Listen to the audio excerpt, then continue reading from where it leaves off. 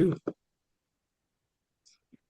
right, this is Fine Music episode what, 8:45? Is it 8:45 already? Man, we've been on a long time. Picking my pages. Yeah, 8:45. Dang. Okay. Well, there's so much music that sometimes I just like to latch on to somebody else's idea. I'm going to do that today. As to offer a slightly different point of view from someone far younger than these 60s guys. So I kind of missed out the 60s altogether.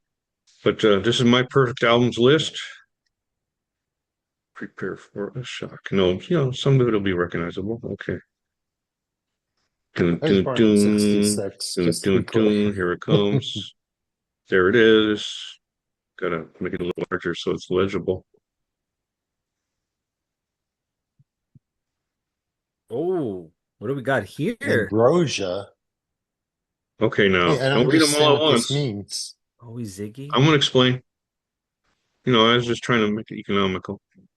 Oh, is All that right, so this Ziggy? is in alphabetical order, and I'll just briefly explain some things. For example, ambrosia. All these are just the first letter of each word in the title, right? So this is Somewhere I Never Traveled, which Somewhere I is the never very traveled. best prog rock album by a pop band, far and away. Produced by Alan Parsons. You might have heard of Oh, him. ah, Yeah. He Sonically, produced doesn't get better. he Okay, produced Dark now for Side an of the Moon, obvious right? one, John Anderson, Elias of Sun Hillow. Many consider it the finest of the Yes solo albums. It's probably one of the very first New Age albums too, when you get down to it. He kind of invented that genre along with some other people. Bad Company, Run with the Pack. That's a 70s thing. If you weren't a teenager in the 70s, you wouldn't understand. The Beatles, Magical Mystery Tour. Now, this is an unpopular choice. It's a But this is great their album. psychedelic album, which to me is peak Beatles. Oh, Blue Jay Way, incredible. And there's also the White Album. And there's also Abbey Road. All right, so I guess I covered all those bases. Ziggy Stardust, perfect album. Yep. Yeah, no argument there. What's the STS? That's Station to Station. Another mm, perfect album by Love Bowie. that album. Good It's album. Bowie's prog album. Yeah. Mm-hmm. Here's one. If you weren't around in the 90s, the Charlatans had an album that came out in 2004, not in America, Up at the Lake. It is their most pop album and just perfection, pop perfection. Randy Crawford's best album is Secret Combination, came out in 1981.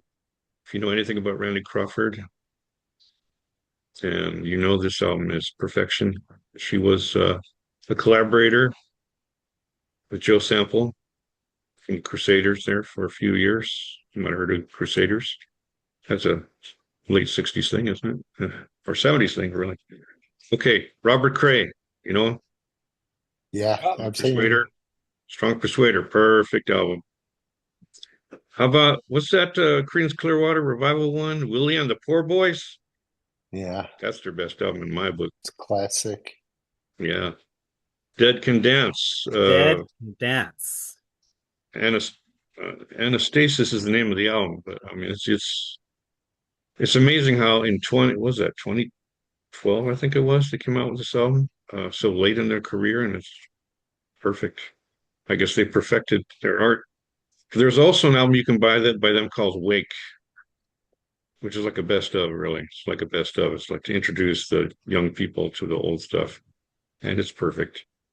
Uh, this one's a personal choice. Duder's Koyasan. You ever heard of Duder? No. He's No. German.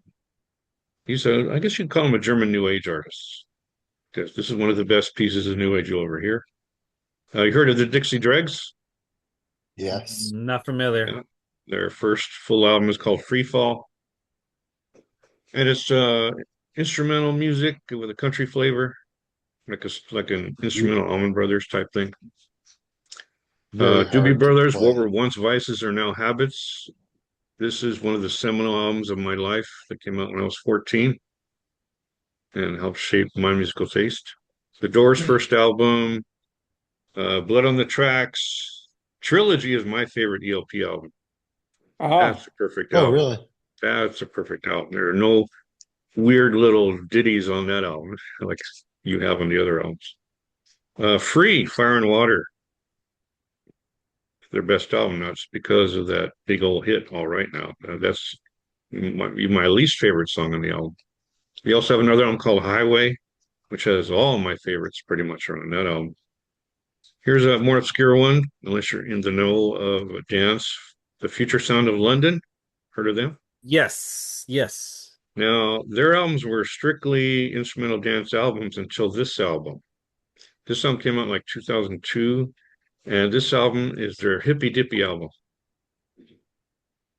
If you were grooving to Hendrix, this is like from that era. So it's like a late 60s album, but it came out in 2002 with no vocals, of course. Peter Gabriel 2 is my favorite Peter Gabriel album.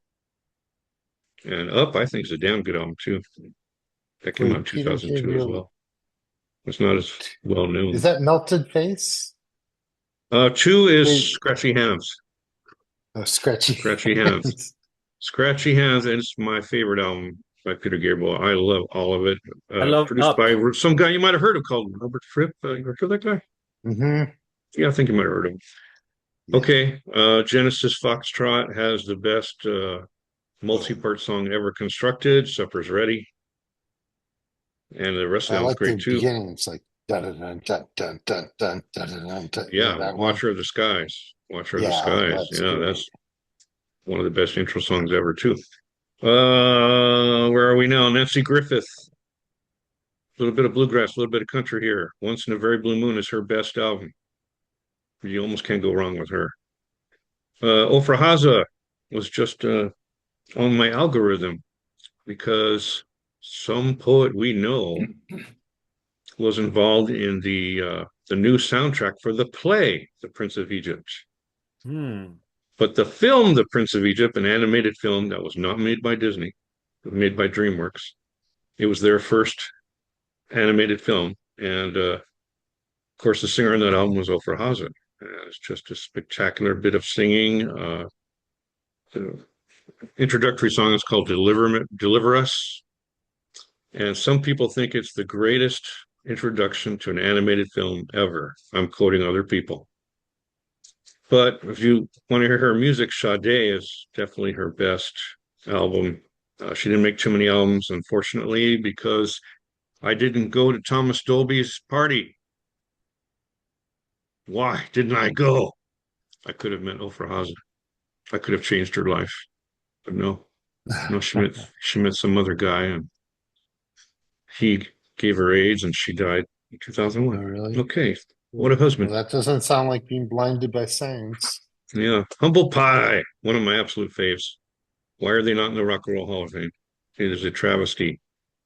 And my favorite album is Eat It. That might not be the popular choice because people like to rock out, but Eat It is their bluesiest rock album. I oh, dig it. wow. I dig it big time. Yeah, very big. A lot of great remix on that album too. So Ian you think it's Hunter. better than smoking? Well, Smoking is that, balls to the wall rock. Okay. Humble Pie is a much gentler album. It's Oh, a very soulful album because it's got the hmm. Black Bears singing background, Oh, and it's perfection. If you like Who? soul in your rock, okay. yeah. I mean, just if I had to make this a list of only 10 albums, it would be one of the 10, that's for sure. Ian Hunter Rant is one of the great comeback albums. He was in Mata Hoople and he had a fairly good solo career. And then this album, he came out with it in 2001 when he reached that magic age. He was 50 and he was starting to feel like a has-been, right? And he makes a perfect album. Jethro Tull, Passion Play is my favorite Jethro Tull. That's not a popular choice. Here's an even less popular choice, A by Jethro Tull. That was supposed to be a Ian Anderson solo album. And it is Electronic Perfection, something you would never normally hear about a Jethro Tull album, right? Yeah, Yeah. But it's got a secret weapon in it, Eddie Jobson, right? The famous electronic violin player, Eddie Jobson, who was in UK, who will be named later in the list. He was the briefest member of Yes. He's in the Owner of a Lonely Heart video, and that's about it. He didn't record with them. He's just in the video. Okay, I think I'm halfway. We're down to Elton John. Blue Moves is my favorite album of his. It's not as obvious a choice as Yellow Brick Road. John Vangelis, right? John Anderson of Yes. The Friends of Mr. Cairo, and man, why don't I all put these in acronyms? Yeah. And Page of Life are my two favorites by them. What a great collaboration that was. Vangelis auditioned to be in Yes, and of course they rejected him because he was a one-man band. He didn't, he's like Hal's showing guitar, and then Vangelis goes, "Oh, let me show you this." Now, yes, virtuosos would not like that, being out virtuosos. Yeah, okay. But they did a great collaboration together. Their music is actually more straightforward than Yes music. Who'd have thunk? Kraftwerk, one of the most influential bands around I ever. wanted. They went to We Disney have Hall a The couple Man years Machine. ago. The Man Machine is a perfect album, and so is Computer World. Huh. Yeah, I Computer picked different listen to it ones. sometime. It It's a was perfect album. wait, What's that Kraftwerk band? Led has Zeppelin? Autobahn. Yeah, Audubon is the album that changed my life in 1974. When I was 14 years old, I heard Audubon. Autobahn. Side And two is that's not a Get It To Me. perfect album? It's a great album. It's a great album. But on side one, you've got Audubon at 22 minutes. So go drag it on a bit. Oh. And side two are four, I quote, tone poems, right? They are little instrumentals. And at the tender age of 14, when I heard those, it opened up a whole new world for me. And I sought out music that sounded like that. And I was 14. So that was a very interesting discovery. That's big. Led Zeppelin, you heard of those guys. Physical Mhm. Graffiti is the best. Yeah, This is just my opinion, man. I know. I just make noises. Some guy named John Lennon made an album called Imagine. Yeah, no bad songs there. Jeff Lorber Fusion is my absolute favorite jazz fusion album. It's called Water Sign. Came out in 1979, I believe. Perfect album. McCartney's first album is my favorite of his. Oh, My wow. favorite, yeah, because I like the That's the lo-fi one about aspect. country. He sings about being on a farm. Well, no, that's Ram. Oh, Yeah. One is just a there. You know what one is really? McCartney one? No, now I can say it. It's a bunch of songs he was writing for the Beatles. oh, really? Yeah, but they broke up, so he put them on this album. Yeah, that's a fact. You look into the Beatles; they rehearsed half of these songs. Oh, Okay, was Moody it? Blues. My favorite is "In Search of the Lost Chord," Far and Away, and also Question of Balance. Those are two perfect records. If I want to introduce someone to the Moody Blues, that's the one I play, not Days Moody of Future Past, Blues. which is very spotty. But In Search of the Lost Chord is ultimate perfection. Question of Balance right behind it. I mentioned Mata Hoople before. My favorite Mata Hoople albums are Mad Shadows, has the best ballads ever by Ian Hunter. And Mott, of course, is the Bowie influenced album, the second Bowie influenced album, I should say, and it's where they perfect that formula. No bad songs, right? The previous album had one bad song. Michael Field Discovery. Now, this is a very unpopular choice because people kneel at the altar of Michael Field for Tubular Bells for his instrumental work like Omnidon and Hearst Ridge, right? They really bow down. But I don't. I think he achieved a type of perfection with the album Discovery because he had excellent vocalists, excellent production, had Simon Phillips on the drums. It doesn't get better than that. What's this band? Queen? A Night at the Opera? when I was 15. That was the bee's knees. Pink Floyd, Dark Side of the Moon, you might have heard of that. And also Animals. Animals is probably my favorite. Raphael is a new age artist from California, raised by nuns. You heard me right. Raised by What? nuns. Raised by nuns. That's right. And a Whoa. That's mission? his music has religion. It's instrumental, but it's spiritual. As Music to Disappear In. 2 is the perfect album. It's got 6 songs on it, all about 10 minutes each. And it's another world. It's a totally different world, not the one that we live in. Happy Rhodes is one of my favorite singers. She's in the category that would fit along with Kate Bush. If you're familiar with Kate Bush, Happy Rhodes has a Yes. 4-octave voice that goes from masculine to feminine and back. And if you want a sample of that, this is like her greatest hits album. Well, it's not greatest hits really. It's like favorites albums called Ectropia, Ectotropia, because her best album is Ecto, which is almost perfect. And this album is perfect. And she's kind of retired from forming because she just never made the big time. She was big in the East Coast, right? But never got, she was a regional artist, never got national. But she is better than Kay Bush, and that's more blasphemy. Stan Ridgway was in a group called Wall of Voodoo. Heard of him? Wall of Voodoo. Wall of Voodoo. Yeah. If you don't know Yeah. Wall of Voodoo, they're coming up later in the list. Stan Ridgway Mosquitoes.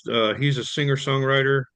His songs tell stories, and the best one is Mosquitoes, his second solo album. Some band named the Rolling Stones they had some album called Black and Blue, which came out when I was 16, and so it's imprinted on my soul.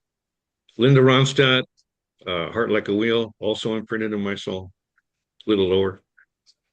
And Rush, Moving Pictures, their perfect album. Rush. But my favorite Rush album is actually Grace Under Pressure. Grace Under. That's a perfect album. Moving Pictures is, it's pretty much perfect too. And then I here's an like their album that, synthesizer one. yeah, they started getting into synthesizer, but they didn't go too far with it, Here, it's a piece of it, not like Signals. A lot of Rush fans like Mhm. Signals because that's the I do. synthesizer album. That's Yeah. what yeah. Yeah, but for me, there's 2 good songs in that album. That's about it for me. Now, music is personal. Simple Minds. Everybody might have heard of them. They are commercial, but this is their least commercial album. It's called Street Fighting Years. It came out in 1989, and it has a worldwide #1 song on it that did not even register on the charts at all in America, and that's Belfast Child, which is actually She Moves Through the Fair, giving it words. What do we have left? We got Michael Stern's Michael Encounter. Stearns. Michael Stern's, That's a good, Miles because Davis. this is the best Miles UFO album Davis. you'll ever hear. You want to take a trip to another planet? Wait, This is Michael your album. Stearns? Isn't he Michael the Stearns. guitarist from Michael Stern. Miles Davis? Or Michael Stearns, is that your younger brother? No, okay. I'm just messing. But Michael Stearns, he's a new age artist, and he has that album about planetary unfolding. It's probably his most famous album, if I'm remembering names correctly. But Encounter is the one. Encounter is the one. If you want to take a trip on a UFO, this album will do that for you. Strange Cargo is actually William Orbit. You might have heard of William Orbit, famous producer, produced Madonna's album Ray of Light and some other people. But this is his best album far and away. It's called Hinterland. It's a perfect album. We're down to the final 10. Supertramp, Crime of the Century, Sweet. What's that album called? Give Us a Wink. That's it. Give Us a Wink. Give That's Us a hard Wink. rock. The hardest they ever got. Trying to be like Led Zeppelin. Sweet. is that 1974? 76, I believe. 76. Because Desolation Boulevard was their first album in America here in 74, 75. And this is the follow-up, Kansas. Give Us a Wink, where they eschewed their producers who had them doing all that bubblegum stuff like Little Willie. And they did their own thing. And they had a hit called Action, which is probably my least favorite song on the album. It's a great album, perfect album. Their only perfect album. 10cc. You heard of them. Sheet Mhm. music. It's Sheet music. another- Yeah, do the Wall Street Shuffle, my friend. Oh Traffic. yeah, that one. John Barleycorn Must Die. Perfect album. Here's UK. I mentioned it before. Danger Money is their second, and they only made 2 albums. It's their second album, Danger Money, and it's the one with Terry Bozzio from Frank Zappa on drums.